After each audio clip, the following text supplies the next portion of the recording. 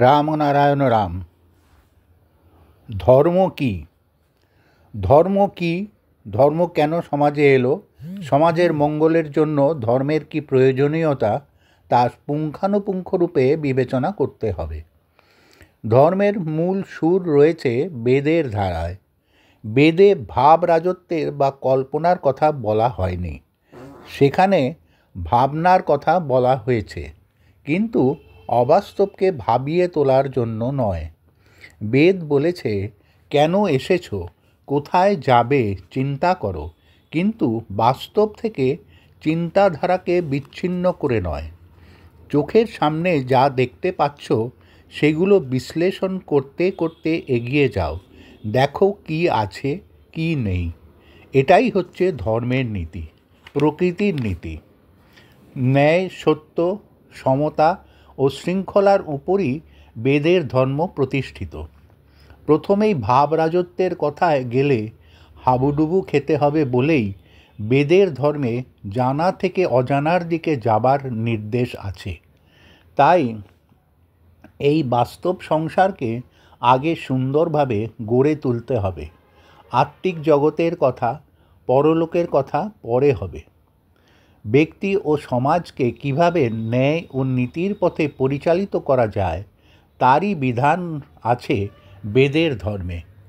বিভিন্ন অবস্থা ও পরিস্থিতির উপর নির্ভর করে বেদজ্ঞরা যেসব মন্ত্রতন্ত্র, যাগযজ্ঞ, পূজা পার্বণের বিধি ব্যবস্থা দিয়েছিলেন, সেগুলো ছিল আজকের দিনের সংবিধানের বিভিন্ন ধারার মতো সমাজ গঠন ও দেশ অনুশাসনের নীতি ও আইন। সব কিছুরই মূল উদ্দেশ্য ছিল সমাজ কল্যাণ। বেদের যুগের মূর্তিগুলো সৃষ্টি হয়েছিল উচ্ছৃঙ্খলকে শৃঙ্খলায় আনার জন্য, অজ্ঞানকে বুঝে আনার জন্য, হিংসা, দেশ ও দলাদলি ভুলে প্রেম, প্রীতি ও ভালোবাসার বন্ধনে সকলকে বাঁধার জন্য। এক প্রাণ, একতা, এটাই ছিল বেদের ধর্মের বার্তা। অরুণ, বরুণ ও পবনের স্থান, কাল পাত্র নির্বিশেষে সেবা ধর্ম, গ্রহ নক্ষত্রের সহাবস্থান এবং প্রকৃতির ক্লান্তিহীন শ্রম, শৃঙ্খলা ও সমতার নীতিকে কেন্দ্র করেই তখনকার দিনে সমাজ ব্যবস্থা গড়ে উঠেছিল। ধর্মকে কেন্দ্র করেই তখন সমাজ গড়ে উঠেছিল। তাই এগুলোই ছিল ধর্মের প্রধান অঙ্গ। ধর্মের প্রথম কথাই ছিল তাই সব দিক থেকে সমাজের অভাব মোচন, সব কিছুতেই সবার সম অধিকারের ব্যবস্থা করা। এগুলো ঠিক থাকলে ধর্মও ঠিক থাকবে। বেদ ও ধর্মের প্রথম কথাই হলো শ্রেণীহীন সমাজ, এক ধর্ম, এক জাতি, এক নীতি। আজ ধর্মের নামে যেসব সংস্কার ও বাহ্যিক আচার অনুষ্ঠান চলে আসছে, সেসব দূর হলেই ধর্মের ভরং মুছে গিয়ে প্রকৃতির প্রকৃত ধর্ম জেগে উঠবে। যে বস্তু নিয়ে জীবের সৃষ্টি, সেটাই তার ধর্ম। এছাড়া আলাদা কোনো ধর্ম নেই। প্রকৃতির নীতি মেনে, প্রকৃতির দৃষ্টান্ত অনুসরণ করে সেই পথে চলাই হচ্ছে সত্যিকারের ধর্ম। সবাই তো আমরা প্রকৃতিরই সন্তান। প্রকৃতি আলো, জল, বাতাস নিয়েই তো সবাই গড়ে উঠেছে। তবে প্রকৃতির আন্তরিকতা, নিঃস্বার্থতা ও সহযোগিতা কেন থাকবে না আমাদের মাঝে? কেন জাগবে না সেই ব্যাপক চিন্তাধারা? সূর্যের যে তেজ সবার মাঝে, সহজাত চর্চা করে তাকে যদি জাগরিত করে রাখা যায়, তবেই যার যার নিজের সেই তেজের আলোকেই, চেতনার আলোকেই ঠিক ঠিক চলতে পারা যাবে। তার জন্যই তো ধর্ম। যার যার চেতনাকে সচেতন করার উদ্দেশ্যেই ধর্ম।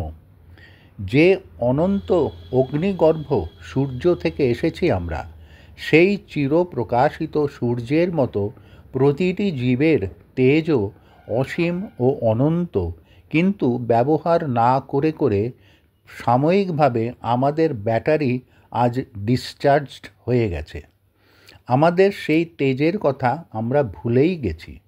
তাই ব্যাটারি চার্জ করার কথা আজ আর আমাদের মনেই আসছে না, কিন্তু আজও রক্তের সঞ্চালনে, শরীরের তাপের উঠানামায়, নারীর ছন্দে ও হৃৎপিণ্ডের স্পন্দনে সূর্যের প্রভাব ঠিকই অনুভব করছি। তাই বেদমন্ত্র হচ্ছে সূর্যকে স্মরণ করো, অগ্নি ও বায়ুকে স্মরণ করো, তাদের স্মরণ নাও। তাদের মতো স্নেহ, প্রেম ও তেজে ভাস্বর হয়ে উঠলেই দেশ হয়ে উঠবে মধুময়। তাই প্রকৃতির দৃষ্টান্ত অনুসরণ করে নিজেদের ব্যাটারিকে চার্জ করে নিতে হবে। তার ইঙ্গিত বুঝে বুঝে সেভাবেই কাজ করতে হবে। এটাই হচ্ছে বেদের ধর্মের মর্মার্থ। প্রকৃতিগত হয়ে প্রকৃতির পথে চালিত হওয়াই সত্যিকারের ধর্মের পথ।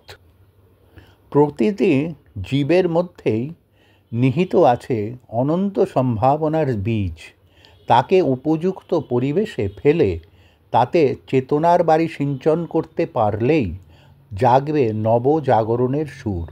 তার জন্য চাই শ্রেণীহীন সমাজ, এক ধর্ম, এক জাতি, এক নীতি।